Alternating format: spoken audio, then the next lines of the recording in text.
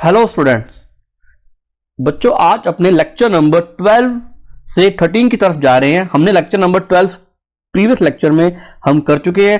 उसमें हमने क्या टॉपिक डिस्कस किया था? हमने हीट के बारे में डिस्कस किया था। व्हाट इज हीट, ऊष्मा किसे कहते हैं? फटाफट मुझे चैट सेक्शन के अंदर एक डेफिनेशन, वन लाइन के अंदर डेफिनेशन लिख करके बताओ। शाबाश, सारे बच्चे क्लास में आ जाओ, हम हीट के बारे में जानते हैं। और BSc second year non medical and medical students, आप प्रॉपरली क्लासेस लगाओ, आपकी अटेंडेंस इज कंपलसरी, चाहे वो बीएससी बीएड सेकेंड ईयर है, सारे बच्चे क्लास लगाओ। आज हम बात करने जा रहे हैं हीट के बारे में। तो आपसे पहले पूछता हूं कि जो मैंने प्रीवियस लेक्चर नंबर 12 के अंदर मैंने आपको करवाया था कि ऊष्मा क्या होती है, हीट क्या होती है, हीट कैपेसिटी क्या होती है, ऊष्मा धारिता क्या होती है।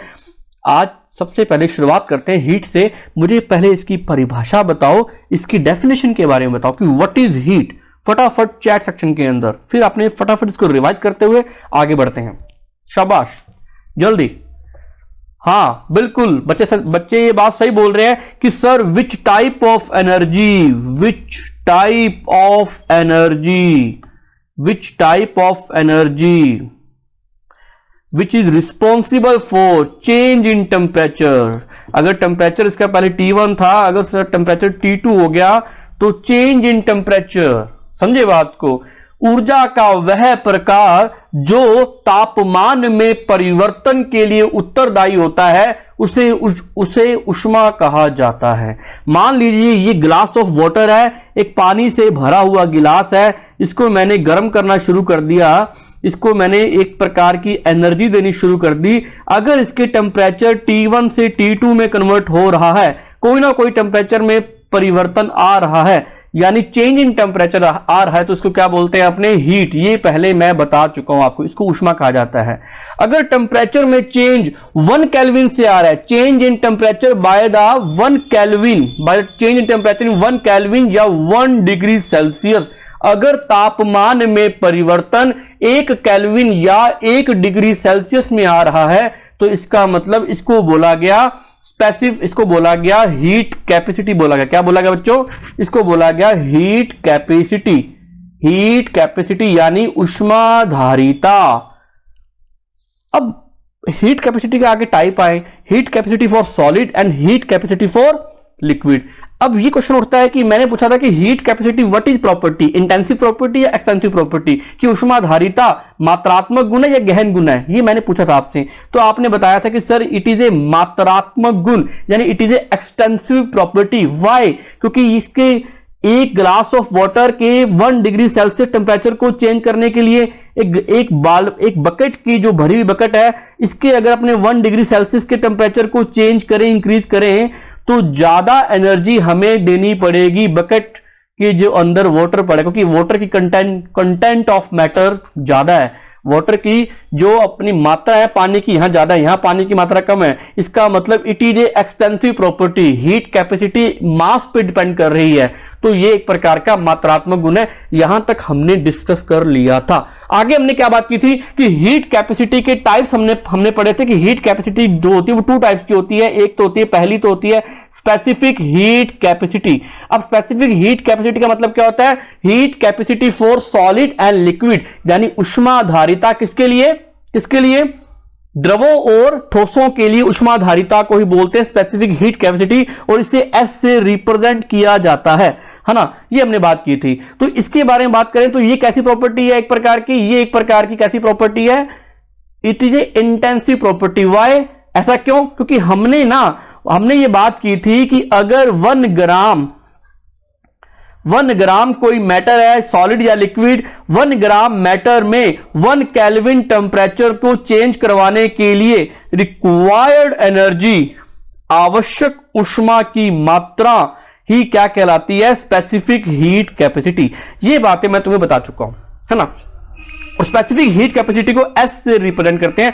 बच्चों आगे चलते हैं, ये सारी बातें मैं तुम्हें बता चुका हूं। ये देखो, हमने heat capacity for solid and liquid के लिए बात की थी। उसके बाद मैंने तुम्हें इसको समझाया था कि स्पेसिफिक हीट कैपेसिटी क्या होती है। लेकिन अब हम पढ़ने जा रहे हैं गैसेस के लिए। हम क्या करने जा रहे हैं कि 4 गैसेस के लिए हीट कैपेसिटी। अब जो हमारा न्यू टॉपिक शुरू हो रहा है आगे का, जो हमने लेक्चर के 12 नंबर लेक्चर से 13 नंबर लेक्चर अब स्टार्ट कर रहे हैं। 4 गैसेस क्या क्या निकाल रहे हैं? Heat capacity. यानी ऊष्माधारिता गैसों के लिए, यानी गैसों के लिए ऊष्माधारिता, या इसको ये बोल दो, या इसका एक अनदर नेम है, उसको बोलते हैं molar heat capacity, molar heat capacity, है ना, यानी हीट कैपेसिटी फॉर गैसेस। और इसको ना मोलर हीट कैपेसिटी जो होती है वो 2 टाइप्स की होती है बच्चों, है ना, वो 2 टाइप से क्या होती है वो आगे करवाने जा रहा हूं मैं, कि इसका मतलब क्या है, इसकी डेफिनेशन क्या है, वो सारी बात समझते हैं। बस यहां पर एक वर्ड यूज है मोलर हीट कैपेसिटी, ये स्पेसिफिक हीट कैपेसिटी से कैसे डिफरेंट है, विशिष्ट ऊष्माधारिता से कैसे भिन्न है, इसके बारे में बात कर रहे हैं। मान लीजिए मैंने क्या लिया, एक गैस का कंटेनर लिया, ये गैस, इसके अंदर क्या भरी हुई है, गैस भरी हुई है ना, इसके अंदर क्या भरी हुई है, गैस के मॉलिक्यूल्स जो है सर्वाइव कर रहे हैं, गैस के मॉलिक्यूल्स सर्वाइव कर रहे हैं, इसके अंदर गैस के कण पाए जा रहे हैं, गैस के अणु पाए जा रहे हैं। मैंने क्या किया, धीरे धीरे यहां से हीट देनी शुरू कर दी। अगर मैं क्या करता हूं, मैंने यहां कंडीशन क्या लगा ली, मैंने 1 मोल नंबर ऑफ मोल्स गैस ली, मैंने क्या ली यहां पर गैस, ओनली 1 मोल, मैंने सिर्फ 1 मोल गैस यहां पर ली और उसको मैंने गर्म करना शुरू कर दिया।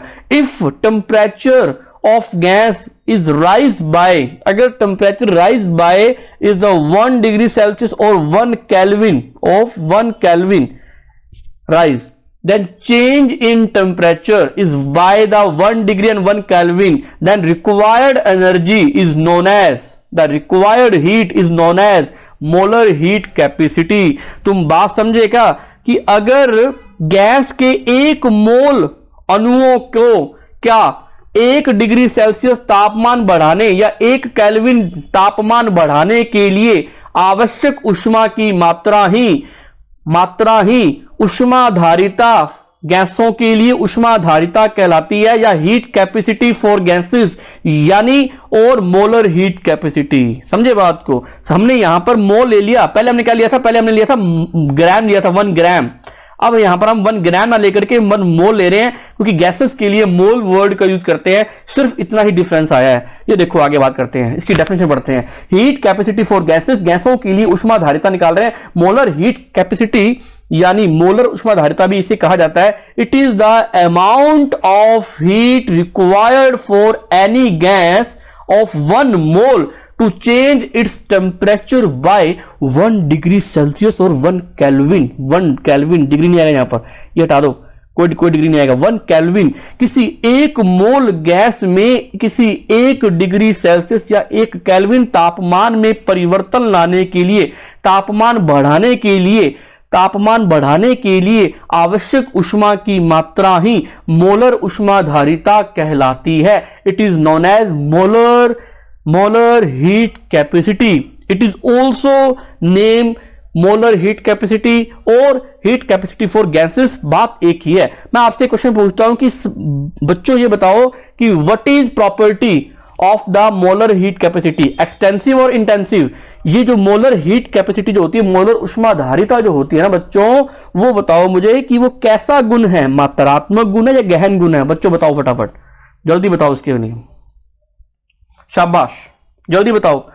बिल्कुल, it is a intensive property, लिख लो बच्चों, it is a intensive property, 1 line notes में और ऐड कर लो, it is a intensive property, यह मात्रात्मक गुण है, क्योंकि यहां पर हमने नंबर ऑफ मोल्स को कांस्टेंट कर दिया, number of moles is equal to 1 कर दिया, 1 करने के कारण इसकी वैल्यू कांस्टेंट होगी। अब जितना मर्जी आप टेम्परेचर इसको देते जाओ, 1 मोल के लिए काउंट करेंगे। जब हम किसी को यूनिटरी में चेंज करते हैं, 1 में चेंज करते हैं, किसी को 1 बनाते हैं, इकाई बनाते हैं, इसका मतलब हम उसकी वो एक प्रकार की, उसमें कोई चेंज नहीं होगा, एनी चेंज डजंट चेंज, उसको बोलेंगे अपनी इंटेंसिव प्रॉपर्टी। ओके, मात्रात्मक गुण। अब होता क्या है कि गैसों के लिए मोलर ऊष्माधारिता 2 टाइप्स की होती है। पहली होती है first of all at constant pressure. जब हमने क्या किया कि जब हमने रूम का प्रेशर या कोई भी जो जहां हम एक्सपेरिमेंट कर रहे हैं उसका प्रेशर हमने क्या कर दिया, कांस्टेंट कर दिया, नियत दाब पर, तो लिख लो नियत दाब पर।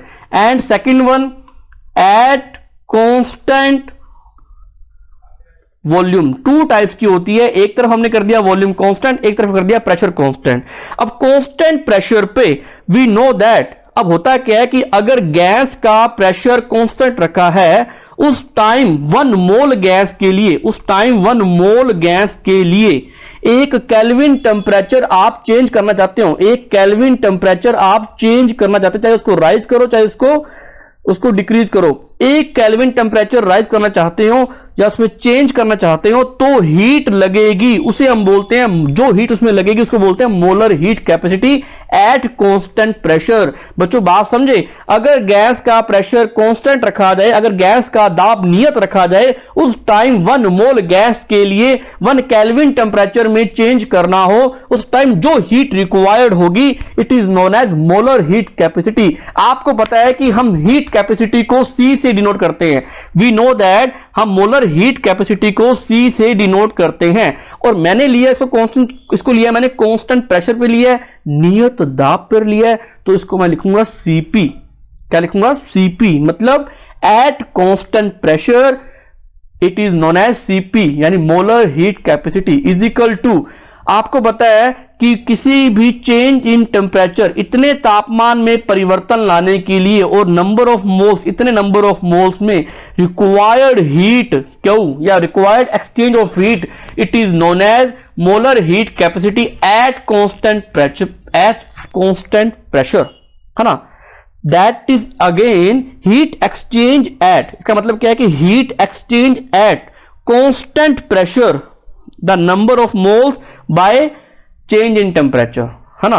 ये Cp is equal to Q upon delta, इसको अपने ऐसे भी लिख सकते हैं, Cp is equal to Q upon N delta T.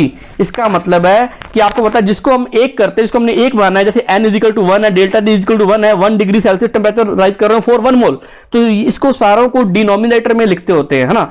तो आपको पता है कि Cp is equal to Q upon N delta T आ गया। इसका मतलब क्या है, अगर मैं हिंदी में डिफाइन करूं कि 1 मोल गैस के मोलिक्यूल में तापमान में परिवर्तन लाने के लिए आवश्यक ऊष्मा की मात्रा ही मोलर ऊष्माधारिता, नियत दाब पर मोलर ऊष्माधारिता कहलाती है। बच्चों समझे बात को? ये तो होगी बात कांस्टेंट प्रेशर पे। अगर हम आगे बात करें, बिल्कुल आगे बात करें, सिंपल सी बात करें, इसको साफ कर दूं तो मैं, अगर मैं बोलूं कि molar heat capacity, molar heat capacity at constant volume, हमें पता है कि हम हीट कैपेसिटी को C से रिप्रेजेंट करते हैं, लेकिन हम निकाल रहे हैं at constant volume, CV। CV is equal to, मतलब क्या, CV molar heat capacity at constant volume, यानी नियत आयतन पर मोलर ऊष्माधारिता को CV से लिखा जाता है, CV से प्रदर्शित किया जाता है ना। तो इसको लिखेंगे CV से। तो CV इक्वल टू क्या आएगा, हमें पता है कि CV में भी वही चीज सेम रहेगी। यदि ये चीजें आप कांस्टेंट वॉल्यूम पर लें तो मोलर हीट कैपेसिटी को हम CV से लिखते हैं, पता है। तो इसमें भी इतने number of moles, n number of moles के टेम्परेचर में चेंज लाने के लिए required heat it is known as at constant volume, उसको बोलेंगे molar heat capacity at constant volume. दोनों का फॉर्मूला सेम रहेगा, लेकिन हमने यहां पर क्या लिया, only for 1 mole, only for 1 mole. n is equal to क्या है बच्चों, 1, delta T is equal to क्या है, 1 डिग्री सेल्सियस या 1 केल्विन। अगर मैं लिखूं तो यहां पर Cp इज इक्वल टू क्या आ देगा, इज इक्वल टू क्यू क्या आ देगा, यहां पर भी CV क्या आ देगा, इज इक्वल टू क्यू आ देगा, क्योंकि हमने n की वैल्यू 1 ली है और डेल्टा टी की वैल्यू हमने 1 ली है। It is a intensive property. ये हमारा हीट कैपेसिटी, ये हमारी बात खत्म होगी मोलर हीट कैपेसिटी की। दोनों का फॉर्मूला सेम आएगा बच्चों, दोनों का फॉर्मूला सेम आएगा, लेकिन दोनों में कंडीशन अलग अलग है। एक तो कांस्टेंट प्रेशर पे है और एक कांस्टेंट वॉल्यूम पे है। ये हमारा मोलर हीट कैपेसिटी, ये हमारी स्पेसिफिक हीट कैपेसिटी, हमारे हीट एंड हीट कैपेसिटी, चारों डेफिनेशन कंप्लीट हुई, चारों की बातें कंप्लीट होगी। हीट क्या होती है मैं बता चुका हूं मैं, है ना। आगे चलते हैं बच्चों, आपने क्या पढ़ा प्रीवियस लेक्चर में, हीट कैपेसिटी के बारे में पढ़ा। What is heat capacity, what is heat capacity, change in, इसको C से करते हैं डिनोट, चेंज इन टेम्परेचर, इतने तापमान में परिवर्तन लाने के लिए रिक्वायर्ड हीट, आवश्यक ऊष्मा की मात्रा, it is a known as heat capacity. अगर मैं बात करूं सॉलिड के लिए, जिसको करते हैं स्पेसिफिक हीट कैपेसिटी, जिसको बोलते हैं it is also called specific heat capacity for solid, heat capacity for solid, यानी ऊष्माधारिता ठोसों के लिए। तो बात करूं S is equal to Q upon M delta T, यानी M का मतलब इतने मास, 1 ग्राम मास में परिवर्तन, तापमान में परिवर्तन लाने के लिए आवश्यक ऊष्मा की मात्रा ही स्पेसिफिक हीट कैपेसिटी कहलाती है। अभी हमने क्या डिस्कस किया, मोलर हीट कैपेसिटी के बारे में पढ़ा। अभी हमने क्या पढ़ा, molar heat capacity. We know that कि मोलर हीट कैपेसिटी होती है जो टू टाइप्स की होती है, सीपी एंड सीवी। सीपी का मतलब क्या है, एट कांस्टेंट प्रेशर, सीवी का मतलब क्या है, एट कांस्टेंट वॉल्यूम। दोनों के लिए फॉर्मूला हमने क्या निकाला, सेम निकाला, Q upon N delta T, मतलब इतने नंबर ऑफ मोल्स के लिए रिक्वायर्ड चेंज इन टेम्परेचर, इतने नंबर ऑफ मोल्स के लिए टेम्परेचर में चेंज करने के लिए रिक्वायर्ड हीट या उष्मा की आवश्यक मात्रा या रिक्वायर्ड एक्सचेंज ऑफ हीट या इतना उष्मा में परिवर्तन की आवश्यक मात्रा ही क्या कहलाती है, सीपीसीवी कहलाती है, eight constant pressure at constant volume. ये हमने बात कर ली मोलर हीट कैपेसिटी के केस में, हमने सारी बातें कर ली। यहां पर आगे हम क्या पढ़ने जा रहे हैं, एक नया टॉपिक शुरू करने जा रहे हैं, different heat capacity for different processes, विभिन्न प्रक्रमों के लिए उष्माधारिता पढ़ने जा रहे हैं। पहले बताओ कि तुम्हें यहां तक सारी बात समझ में आई बच्चों? मैंने बिल्कुल इजी वे में करवा दिया आपको, हीट क्या होती है, हीट कैपेसिटी क्या होती है, स्पेसिफिक हीट कैपेसिटी क्या होती है, मोलर हीट कैपेसिटी क्या होती है, सीपीसीवी क्या होती है, मैंने आराम से आपको समझा दिया। यानी उष्मा क्या होती है, उष्माधारिता क्या होती है, उष्माधारिता, विशिष्ट उष्माधारिता और मोलर उष्माधारिता क्या होती है, मैंने प्रॉपरली आपको बता दिया। कौन सी इंटेंसिव प्रॉपर्टी है, कौन सी एक्सटेंसिव प्रॉपर्टी, कौन सा मात्रात्मक गुण है, कौन सा गहन गुण है, ये सारी बातें मैं आपको बता चुका हूं। आगे जो हमारा नया टॉपिक शुरू हो रहा है, इसकी हेडिंग डाल दो बच्चों, heat capacity for different processes, विभिन्न प्रक्रमों के लिए। सर कहते हैं कि सर, बच्चे कहेंगे सर ये विभिन्न प्रक्रम का मतलब क्या, हमें समझ नहीं आया। कि विभिन्न प्रक्रमों का मतलब है कि आइसोथर्मल के लिए, आइसोबारिक के लिए, आइसोकोरिक के लिए हीट कैपेसिटी क्या होगी, उसके बारे में बात कर रहे हैं, फॉर डिफरेंट प्रोसेसेस के लिए। तो पहले हेडिंग डाल लो बच्चों, फर्स्ट ऑफ ऑल क्या हेडिंग डालोगे बच्चों आप, फॉर आइसोथर्मल प्रोसेसेस के लिए। आइसोथर्मल, बच्चों आइसोथर्मल का मतलब क्या होता है, अगर हिंदी में बोलूं तो इसको मैं समतापीय प्रक्रम के लिए, समतापीय प्रक्रम के लिए हीट कैपेसिटी की बात कर रहे हैं अपने, समतापीय प्रक्रम के लिए अपने heat capacity. We know that, हम जानते हैं, हम पहले कह रहा हूं मैं कि जो मैं heat capacity for different process की बात कर रहा हूं, वो स्पेशली फॉर गैसेस के लिए बात कर रहा हूं मैं, स्पेशली फॉर गैसेस के लिए, स्पेशली फॉर, लिख लो हेडिंग डाल के, स्पेशली फॉर, विशेष तौर पर गैसों के लिए, specially for gases, only for gases, ना कि सॉलिड और लिक्विड के लिए, ठीक है। वी नो दैट आइसोथर्मल का मतलब क्या होता है, जिसमें तापमान समान रहता है, यानी change in temperature is equal to zero, यानी तापमान में कोई परिवर्तन नहीं होता, यानी temperature is equal to constant, जिसमें तापमान नियत रहता है, वह प्रोसेस क्या कहलाता है बच्चों, समतापीय प्रक्रम कहलाता है। It is known as isothermal process. हमें पता है कि स्पेसिफिक जो अपनी मोलर हीट कैपेसिटी निकालते हैं, उसका फॉर्मूला क्या होता है हीट कैपेसिटी का, C इज इक्वल टू, हम स्पेशली फॉर गैसेस के केस में देख रहे हैं, C is equal to, heat capacity का फॉर्मूला क्या होता है, we know that C is equal to Q upon delta T, है ना, ये इसका फॉर्मूला होता है, Q upon delta T. We know that change in temperature, change in temperature 10 to 0, ये क्या हमने जीरो कर दिया इसको। तो आपको पता है कि तो फिर हीट कैपेसिटी क्या हो जाएगी बच्चों, जल्दी बताओ, तो हीट कैपेसिटी क्या हो जाएगी, C इज इक्वल टू क्या हो जाएगा, इंफिनाइट, क्या हो जाएगी बच्चों, इंफिनाइट। इसका मतलब एक कंक्लूजन क्या निकल के आया, आइसोथर्मल प्रोसेस के लिए heat capacity specially for gases infinite होती है, यानी समतापीय प्रक्रमों के लिए, विशेष तौर पर गैसों की बात कर रहे हैं, उष्माधारिता अनंत होती है। ये हमने निष्कर्ष निकाला, इसको वन लाइन के अंदर डिनोट कर दो नोट्स बना करके, और तुम्हें पता लग गया कि इसका चेंज इन टेम्परेचर जीरो है। जब हमने जीरो, हमने किसी को भी जीरो से भाग दे दो, वो हो जाता है इंफिनिट। बच्चा कहता है सर मैंने करोड़पति बनना है, एक बच्ची कहती है सर मैंने अमीर बनना है, कैसे पैसा कमाऊं। मैंने उसको बोला कि पैसों को, मनी को भाग दे दे जीरो से, डिवाइड कर दे, डिवाइड बाय जीरो, तो इंफिनिट हो जाएंगे, पैसे अनंत हो जाएंगे।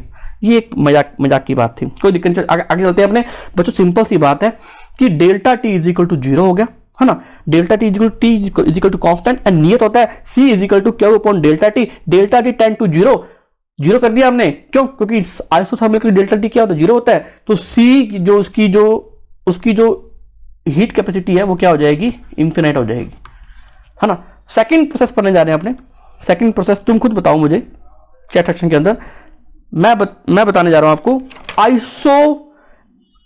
एडियाबैटिक करते हैं पहले। लो बच्चों, एडियाबैटिक का मतलब क्या होता है, जिसमें हीट ऑफ एक्सचेंज, बताओ बच्चों, एडियाबैटिक मतलब होता है रुदोषमीय प्रक्रम के लिए अगर हम हीट कैपेसिटी निकालें तो क्या निकल के आएगी? We know that heat capacity the formula Q upon delta T. तो बताओ बच्चों क्या इसका आंसर आएगा, जल्दी बताओ, शाबाश।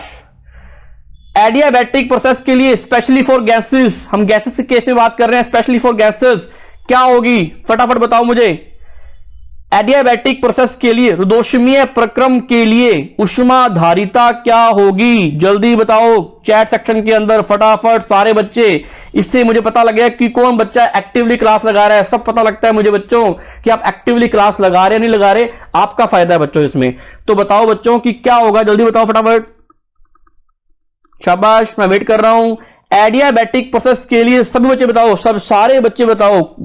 ये ही बच्चे सिर्फ इसका आंसर कुछ ही बच्चे दे रहे हैं, क्या बाकी बच्चे नहीं दे रहे इसका आंसर? उनको आता नहीं है क्या? इसका मतलब या तो वो लेक्चर लगा नहीं रहे हैं जो बाकी बच्चे आएंगे।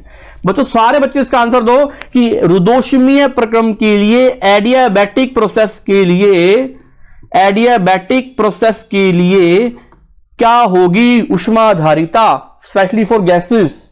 बिल्कुल, वी नो दैट, बच्चे कह रहे हैं कि Q इज इक्वल टू 0 होता है, रुदोषमीय हीट ऑफ एक्सचेंज, उष्मा का आदान प्रदान 0 होता है। उष्मा 0 नहीं होती, उष्मा का आदान प्रदान 0 होता है, पहले बोलता हूं मैं।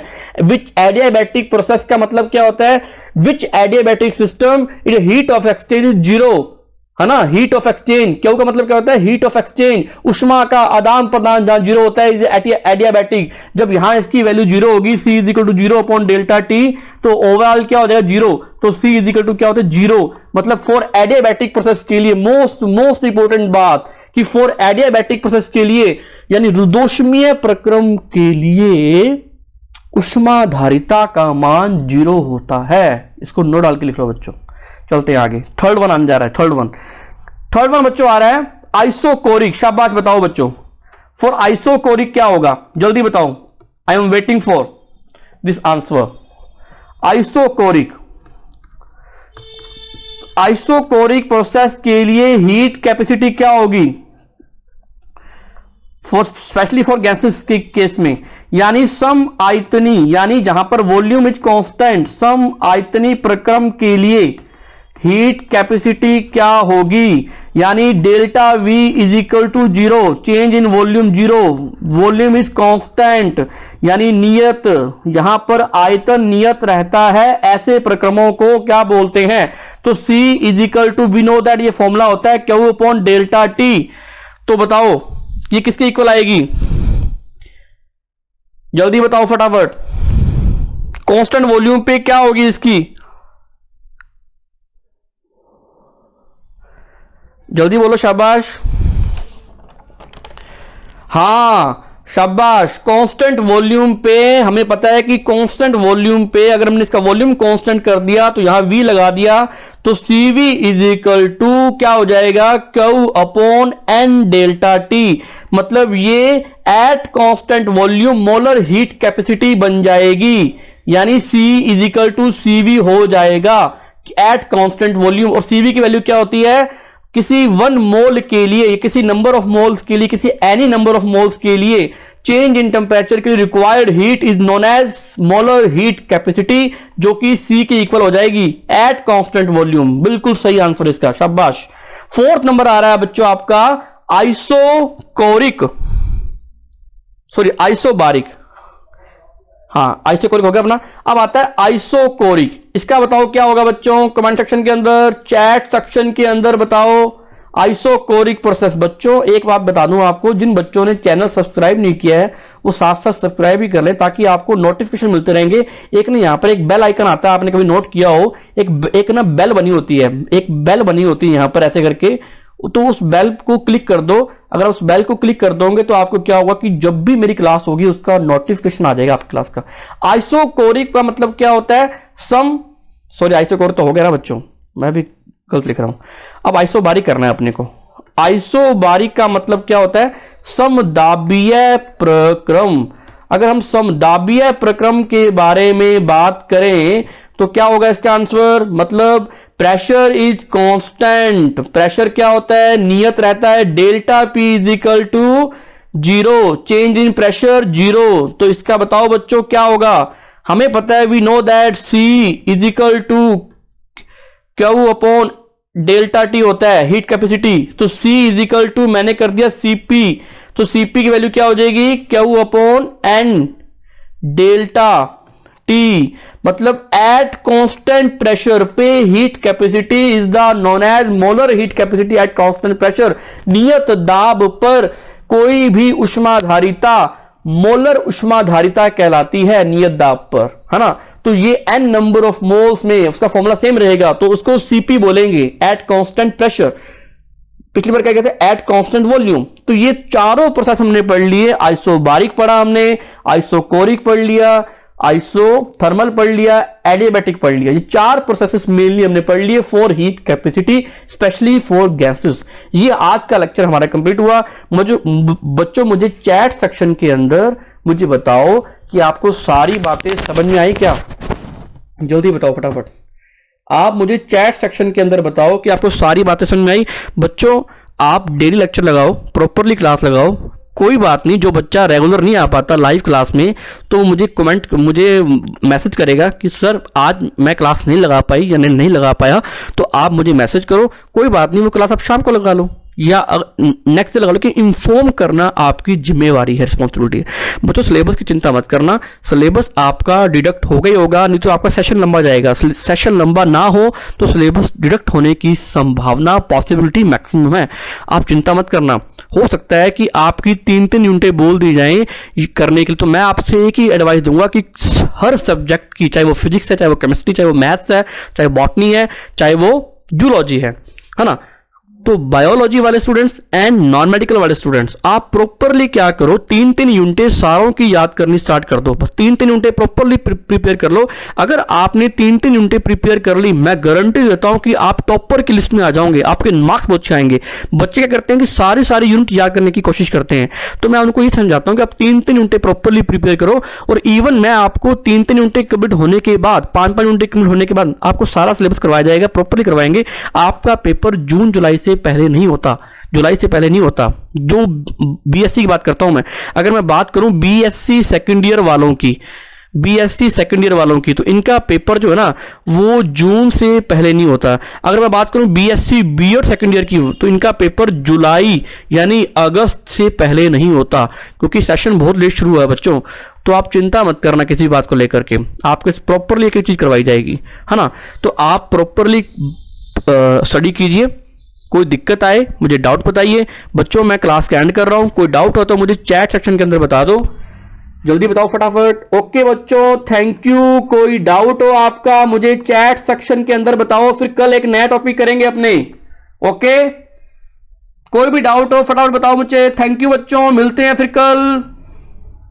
बाय बच्चों।